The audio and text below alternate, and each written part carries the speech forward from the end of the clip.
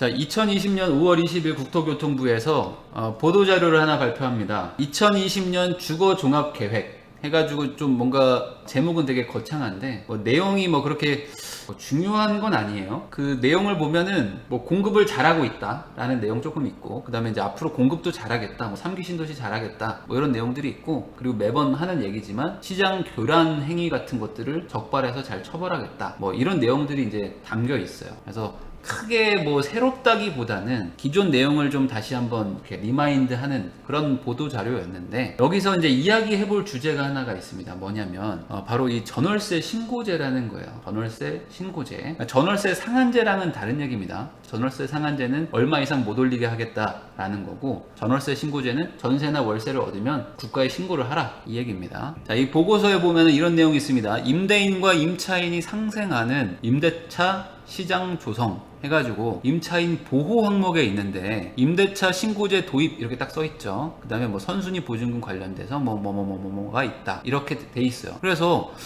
임대차 신고제 도입이 임차인 보호네? 라고 해석을 할 수가 있잖아요. 그래서 이거를 그냥 잘 모르고 그냥 간단하게만 생각하시면 이 전월세 신고하는 거는 임차인을 보호하는 거 아닌가? 라고 이렇게 받아들일 수도 있을 것 같아서 제가 한번 얘기를 해보려고 합니다. 전월세 신고제의 목적은 명확합니다. 뭐냐면 임대인의 세금을 추적하기 위해서예요. 임대인 세금 추적, 그리고 임대주택의 의무를 추적하는 용도다 라고 생각하시면 돼요. 이게 임차인 보호랑은 크게 관련은 없습니다. 자, 왜 그러느냐, 현재 지금도 매매 거래할 때 있죠. 부동산을 사고 팔 때는 실거래가 신고를 의무적으로 해야 됩니다.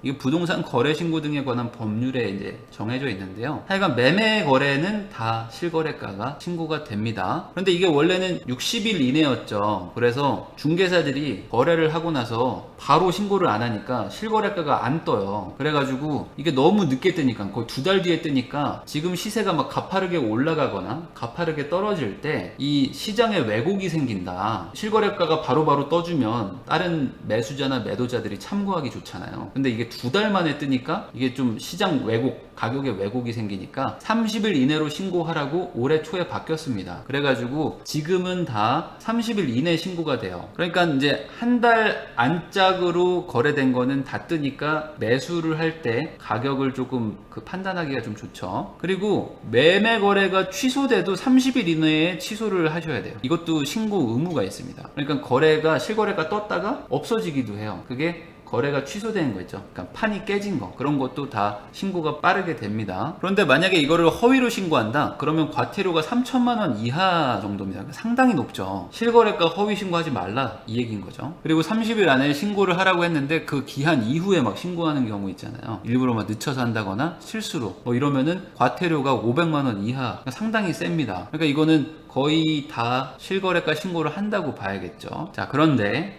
전세나 월세 계약은 신고 의무가 없었어요. 그러니까 당연히 전월세에 대해서는 실거래가가 많이 부족했었죠. 근데 이번에 2020년 주거종합계획이 발표가 딱 되면서 전월세 신고를 하겠다고 명확하게 말을 했습니다. 여기 보도자료에 적혀 있어요. 국토교통부가 추진하겠다고 되어 있는 거죠. 제가 지난 영상에서 다룬 것 중에 하나가 임대소득 신고를 이제 의무적으로 해야 된다. 그리고 그렇게 하게 되면 이제 건보료가 발생이 될 거고, 종합소득세 같은 것도 발생하니까 세금 신고 잘 하고 세금 잘 내세요 라는 거를 제가 지난 영상에서 한 적이 있는데, 그때 잠깐 언급을 합니다. 이 전월세 신고제가 적용이 되면은 전국의 모든 주택의 전월세 정보가 자동으로 국세청으로 들어갈 것이다. 그러면 임대소득이나 이런 것들이 자동으로 다 뜨기 때문에 임대소득 신고 다 하셔야 되고, 임대소득이 있으면 사업자도 내야 되고, 그럼 사업자 등록을 하게 되면은 지역가입자로 편입되는 분들이 나타나서 건강보험료가 많이 나오게 될 수도 있다. 그러니까 미리미리 대비하세요라고 제가 말씀을 드렸죠. 그런데 이렇게 하려고 하는 게 지금 이제 앞으로 하겠다는 겁니다. 과거부터 해왔던 건 아니고 지금부터 하려고 추진하겠다는 거예요. 그러면 잘 한번 생각을 해보셔야 돼요. 자, 그러면 그동안은 왜 안 했을까? 이걸 안 할 이유가 뭐가 있어요? 아니, 매매가만 실거래를 신고한다? 왜 전세 월세도 같이 하면 되지? 근데 그동안은 안 했어요. 그 이유가 뭘까? 제가 생각하는 그 이유는 바로 이겁니다. 뭐냐면 매매 거래를 하잖아요. 그러면 사는 사람은 취득세를 내고요, 파는 사람은 양도세를 냅니다. 그러니까 이 취득세와 양도세를 걷기 위해서는 주가가 매매 거래 가격을 알아야 될 필요성이 있어요. 그래야지 명확하게 세금을 받아갈 거 아닙니까? 그런데 신고를 잘 안 하고 가짜로 하고 이러면은 이 국세청에서 돈을 걷기가 힘들죠. 그래서 어떻게 해요? 실거래가를 신고해라. 안 하면 과태료를 엄청나게 때릴 것이다 라고 겁을 주는 거예요. 그러면 알아서 신고를 하겠죠. 그러니까 나는 가만히 그 자리에 앉아가지고 정보를 싹 받아가지고 거래 가격을 가지고 세금을 매기면 됩니다. 그러니까 이 실거래가 신고라는 개념이 세금을 걷기 위해서 하는 거다라는 거를 아셔야 돼요. 자, 그러면 전월세 신고제를 한다는 거의 의미는 뭡니까? 전월세 계약서를 통해서 임대소득의 세금을 걷겠다는 거겠죠. 매매거래 신고제를 통해서 양도세와 취득세를 걷듯이 전세, 월세, 실거래가 신고를 통해서 임대소득에 대해서 세금을 걷겠다고 하는 겁니다. 그런 취지라고 생각을 하시면 돼요. 또 하나가 있어요. 뭐냐? 주택임대업을 등록하게 되면 4년이나 8년의 의무보유가 생기는데 그때 전월세를 인상할 수 있는 상한제가 있습니다. 뭐냐? 5% 초과해서는 올릴 수가 없어요. 그런데 이거를 내가 하나하나 체크하려니까 힘들잖아요. 그러니까 전세, 월세, 실거래가 신고를 하게 의무화를 해버리면 알아서 5% 이상 초과했는지 안 했는지가 그냥 뭐 클릭 몇 번으로 바로바로 뜨겠죠. 그래서 앞으로 주택 임대업 쪽 그리고 월세 소득 그 다음에 이제 전세 소득 이런 것들에 대해서 잘 지키고 있는가 그리고 세금은 잘 내는지를 국세청에서 시스템화 해가지고 클릭 몇 번으로 바로바로 세금을 추징할 수 있게 시스템 구축하는 그 첫발이다 라고 생각하시면 됩니다. 자, 그럼 이게 언제부터 될까요? 언제부터? 4.15 총선에 민주당이 압승을 했죠. 그래서 7월 8월 정도부터 이제 국회 상임위가 이제 확정되기 시작할 텐데 그러면 뭐 다 통과되는 거죠. 뭐 패스트 트랙으로도 통과가 가능하니까. 민주당 180석이라는 거는 그냥 여당이 모든 법을 만들 수 있고 변경할 수 있고 폐기할 수 있다는 뜻이라고 생각하시면 돼요. 그러니까 국토교통부가 하겠다고 하는 거의 의미는 그냥 된다는 겁니다. 이제부터는 그냥 이 추진 정책은 모두 다 된다고 생각하시면 돼요. 그러니까 하반기부터는 아마 법으로 바뀔 것이고 바로는 못하겠죠. 이거는 아무래도 막 초기에는 좀 이렇게 어려움이 있으니까. 그래서 유예 기간을 줘서 신고는 하되 과태료는 때리지 않는 그런 기간을 좀 주면서 내년부터 적용될 걸로 좀 예상을 하고 있습니다. 자, 그러면 어떤 게 바뀔까요? 자, 이런 기사가 뜨더라고요. 이 전월세 신고제가 이슈가 살짝 되니까 뭐 부동산도 본격 계급사회 진입, 전월세 신고제 앞두고 시끌. 자, 무슨 소리냐? 부동산 전월세 신고제가 들어가면 전세 사는 거가 이제 노출된다. 뭐 월세 사는 게 노출된다. 뭐 이런 얘기예요. 그러니까 내가 내 집에 사는 게 좋지. 뭐 남의 집에 이렇게 전세 살고 뭐 월세 살고 이런 거가 좀 공개되는 게 좀 싫다. 뭔가 이런 계급사회처럼 되는 거 아니냐. 이런 기사들이 뜨고 그 다음에 약간 조금 더 자극적인 기사. 아, 전세 사는구나. 전월세 신고제로 세입자 커밍아웃 이러면서 뭐 임차인 보호를 위해 추진되고 있는 실거래가 신고제가 부동산 계급론과 맞물리면서 일부 임차인들의 반발을 사고 있다. 뭐 이렇게 돼 있는 거예요. 그래서 뭐 학부모들이 뭐 김땡땡네 애는 뭐 전세 1억 7천에 살던데요. 아, 그 집 전세 살았어? 아, 근데 전세 사는데 차는 좋더라. 아유, 뭐 자기 집도 마련도 안 하고 뭐 차부터 샀대 라고 뒷담화를 할 수가 있다. 이런 기사입니다. 근데 제가 봤을 땐 이건 좀 과도한 해석으로 보여요. 왜냐면은 뭐 실거래가 신고가 뭐 몇 동 몇 호 뭐 이렇게 되는 건 아니고 그냥 그 단지의 몇 층 뭐 이렇게 되는데 나홀로 아파트라거나 뭐 한 층에 한 층에 한 집밖에 없는 아파트 뭐 이런 거 있죠. 뭐 그런 거는 몇 층 거기는 누구 사는 집인데 뭐 이렇게 알 수가 있겠죠. 근데 그렇게까지 알아내기가 쉽지는 않고 그리고 이렇게 알아내려고 작정했던 사람들은 그냥 등기부 등본 떼보면 주인하고 가족 성이 다르면 그 전셋집이구나 뭐 월세집이구나 다 압니다. 그런 거 알아내는 게 뭐 어려운 일은 아니기 때문에 뭐 이 기사처럼 뭐 전월세 신고제를 한다고 해서 뭐 무슨 부동산 계급론이 심화되고 이런 건 아니라고 보이고요. 다만 이제 진짜 바뀔 게 있죠. 진짜 바뀔 거 뭐냐? 가장 먼저 이거가 있을 거예요. 주택임대업을 등록하고 4년이나 8년 의무임대 중인 분들이 있죠. 그런 임대사업자 분들한테 과태료가 많이 늘어날 겁니다. 이게 무슨 소리냐? 저는 이제 임대업, 주택임대업을 이제 개인으로도 하고 법인으로도 가지고 있는데 저한테 문자가 많이 옵니다. 그 각종 지자체에서 계속 문자가 와요. 이 캡처처럼 오는데 뭐 민간임대주택에 관한 특별법 뭐에 의해서 원래는 전월세 계약한 거를 신고 다 하고, 변경하면 변경한 것도 신고하고, 집을 비우면 집을 비웠다고 신고하고, 뭐 팔았으면 팔았다고 신고하고, 이런 거를 다 렌트홈 아니면 뭐 구청에 직접 가서 신고를 해야 됩니다. 그런데 그런 걸 워낙 안 해요. 기존의 임대사업자들이 그런 걸 안 하고 있어요. 그러다 보니까 지금부터 자진신고 시 해당 과태료를 감면해 줄 테니까 과거는 묻지 않을게. 6월 30일까지 다 신고해. 그러면은 내가 과거에 뭘 잘못한 거는 과태료를 때리지 않겠다는 의미로 문자가 옵니다. 이해되시죠? 이거. 자, 그 말은 뭐냐? 6월 30일까지는 문제 삼지 않겠습니다. 그러니까 과거에 안 했던 분들 다 입력하세요. 라는 거의 의미는 반대로 얘기하면은 7월부터는 너 이제 과태료 때린다. 라는 겁니다. 자, 그런데 이게 되게 귀찮거든요? 그리고 까먹는 분들도 많고, 그리고 그동안 아나버릇 하다 보니까 나이 많은 뭐 노인분들은 뭐 임대업 등록 이런 것도 안 하고, 뭐 임대업 등록은 했지만 뭐 계약서를 뭐 구청에 신고해야 된다고? 이런 거 나는 뭐 해본 적이 없는데? 뭐 이런 사람들이 엄청 많을 거 아닙니까, 세상에. 근데 그런 분들도 이제 7월부터는 과태료 부과 대상이 된다는 거예요. 이해되시죠? 자, 그러면 이제 내년부터는 이게 막 시스템으로 막 차곡차곡 막 들어갈 거 아닙니까? 그래서 임대 계약을 했네. 근데 이 사람은 주택 임대 업자네. 근데 왜 렌트홈에 등록을 안 했지? 변경 신고 안 했군요. 그럼 과태료네. 이런 식으로 체크가 탁탁탁탁 된다는 얘기입니다. 그런데 이 세금 추징은 바로 안 나옵니다. 한 3, 4년 정도 묵혀놓고 이제 나중에 한 번에 나오거든요.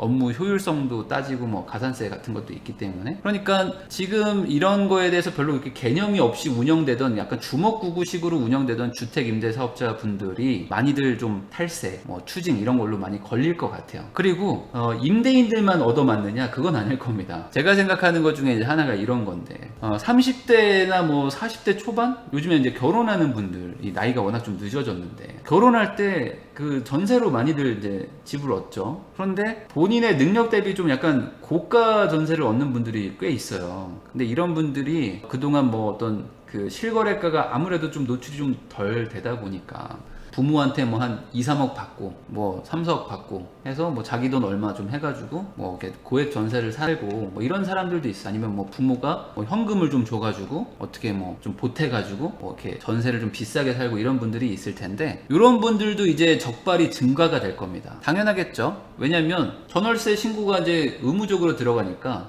이 사람이 이 나이에 어떻게 이 전세를 얻을 수가 있지? 이 사람이 어떻게 이 나이에 이 월세를 낼 수가 있지? 라고 바로바로 뜬다는 거예요. 자, 그러면 제가 이걸 그냥 왜 이렇게 생각을 하느냐? 현 정부 들어와가지고 부모가 전세금을 이렇게 주는 거 있죠? 결혼할 때 전세금 뭐 한 2억, 3억, 뭐 4억 정도 지원해주고 이런 것들에 대해서 증여세를 부과하고 있거든요. 뭐 법적으로 따지면 증여세를 내야 되는 게 맞습니다. 왜냐면 어쨌든 현금 지원도 뭐 증여세는 맞으니까. 그런데 이런 것들이 앞으로 조금 더 확실하게 뜨는 거죠. 확실하게 뜨기 때문에 이런 쪽에서 아마 탈세 적발 뭐 이런 것들이 많이 뜰 겁니다. 요것도 한번 알고 계시고요. 그러면 당연히 그런 분들은 뭐 자금 출처 조사 같은 거 막 들어오겠죠. 뭐 33살인데 막 10억짜리 뭐 이렇게 사는 분도 있고. 예를 들어 볼게요. 그냥 30대 외벌이 회사원이라고 칠게요. 예를 들어. 근데 뭐 그냥 대기업은 다녀. 그래서 연봉이 한 뭐 6천, 7천인데 뭐 전세로 갑자기 한 10억짜리 전세를 딱 얻은 거예요. 아이도 하나 있고 뭐 한데. 그러면 지금은 그래도 전월세 신고제가 이제 의무는 아니다 보니까 뭐 이렇게 조용히 있으면 뭐 걸릴 확률이 뭐 적은 건 아니지만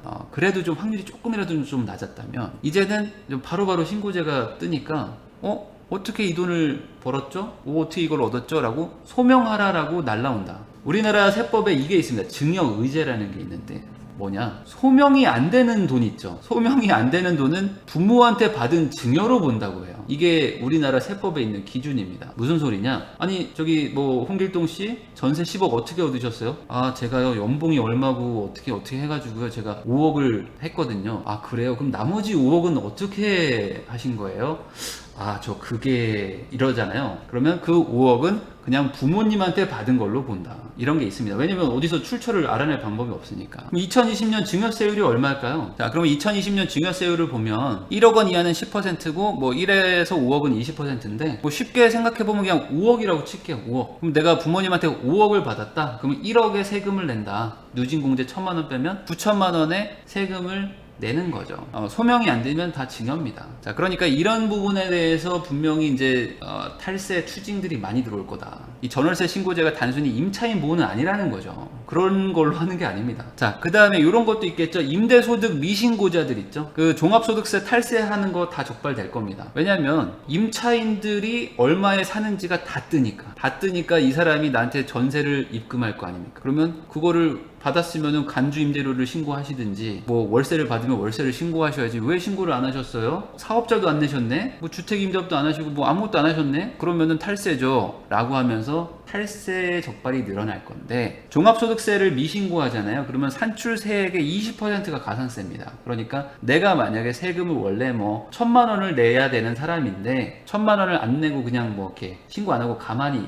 있다가 걸리면 20%의 가산세를 추가로 얻어맞고요. 그거에 따른 또 뭐 가산세가 또 다른 게 더 붙습니다. 근데 이것도 한 번에 안 나옵니다. 한 4년에서 5년 정도 묵혀놨다가 보통 임대인이 잘 까먹을 때 있죠. 잘 기억 안 날 때. 그리고 뭔가 계약서 같은 거 보관하다가 이렇게 이사하면서 잃어버릴 때. 뭐 이럴 때쯤 나와요. 그러니까 소명을 못하면 어떻게 해야 된다고요? 증여세라고. 뭔가를 소명 못하면 증여세로 막 세율을 때리고 아니면은 이제 가산세 때리고 막 이런 것들이 일어납니다. 그러니까 조심하셔야 돼요. 그러니까 잘 대비를 해야 된다는 거죠. 자, 그러면 여기까지는 보면은 뭔가 부자들만 막 때려잡는 것 같고 막 이래서 좀 기분 좋으실 수도 있는데, 저가 전세 입자들이나 뭐 월세 입자들은 그러면 안전할까? 이런 것도 한번 생각을 해보면, 국세청을 제가 뭐 정확하게 아는 건 아니지만 국세청 시스템을 그동안 어떻게 구축하겠다는 걸 제가 꾸준히 봐왔는데, 연말정산 하시는 거 있죠? 연말정산 할 때 다 소득 다 노출되죠? 뭐 당연히 소득은 연말정산에서 다 받아들이고, 건보로 내는 거, 뭐 연금, 뭐 차량 구매 이런 것들로 해서 추정자산까지 다 국세청은 시스템화를 할 수 있습니다. 거기다가 통장, 입금, 출금 내역 같은 거 국세청이 달라고 자료 요청하면 다 받을 수 있죠. 그러니까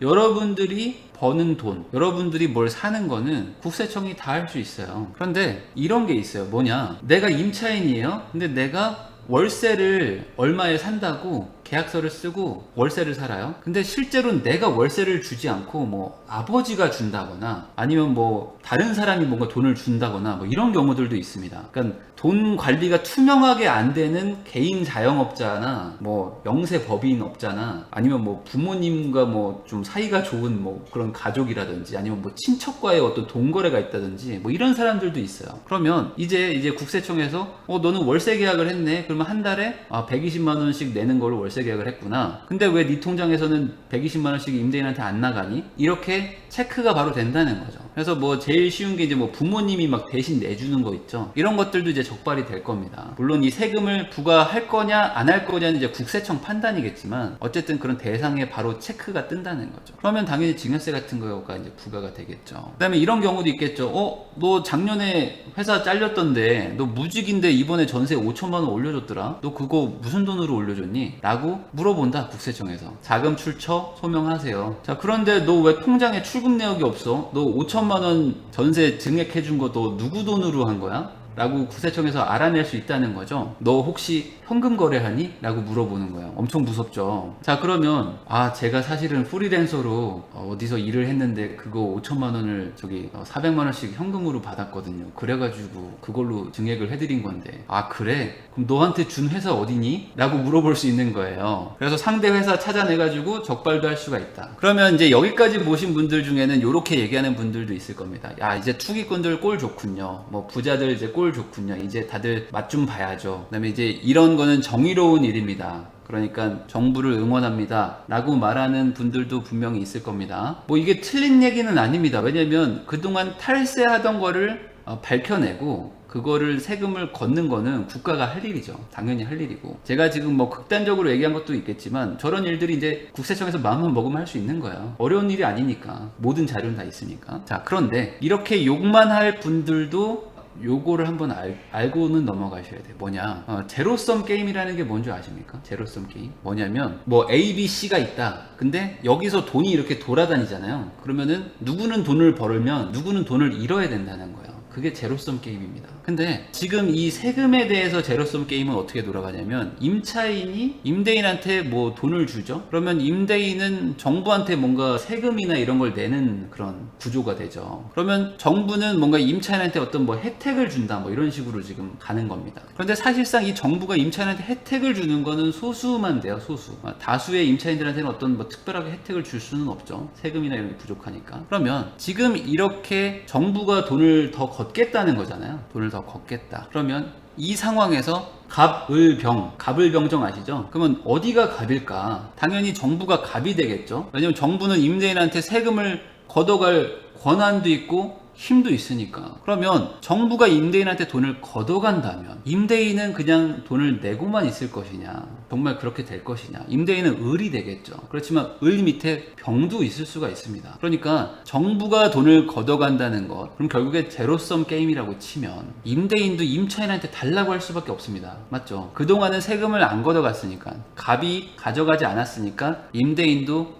월세를 덜 올릴 수 있었다면, 이제는 정부가 가져가니까 임대인도 어쩔 수 없이, 야 미안하다, 나도 너한테 좀 어쩔 수 없이 좀 받아야겠다 라고 할 수밖에 없는 거죠. 이거는 뭐 상식적인 얘기 아닙니까? 그런데 이 임차 수요가 높은 곳이라면 임차인한테 거의 다 떠넘길 것이고, 임차 수요가 아주 낮은 지역이라면 임대인이 어쩔 수 없이 부담을 많이 하겠지만, 이래나 저래나 임차인한테 일부라도 부과를 하게 될 겁니다. 그래서 정부가 돈을 걷겠다는 거를 보고 야 이제 임대인들 다 이제 꼴 좋다라고 말할 수도 있겠지만, 이거의 진정한 의미가 어떻게 되느냐, 이게 제로섬 게임일 텐데 라고 생각을 해보면, 갑을병 중에 누가 가장 큰 피해를 보느냐는 아무래도 임차인도 피해를 볼 것이고, 임대인도 당연히 소득이 줄어드니까 피해를 좀 보게 되겠죠. 그러면 이 돈을 가지고 정부가, 갑이 최대한 효율적으로 국가의 어떤 체질 개선이나 국가가 더 잘 살게 하는데 돈을 효율적으로 잘 써주면 좋을 텐데, 그게 가능할 것인가에 대해서는 이제 앞으로 지켜봐야 될 것 같습니다. 그래서 이 전월세 신고제라는 게 아주 가볍게 지금 몇 글자 그냥 보도자료에 들어가 있지만, 이게 몰고 올 나비 효과가 앞으로 꽤나 클 것이다. 이제 시작이다. 뭔가 이 시스템 구축의 시작이 될 것이다 라는 얘기를 하면서 영상 마무리하겠습니다.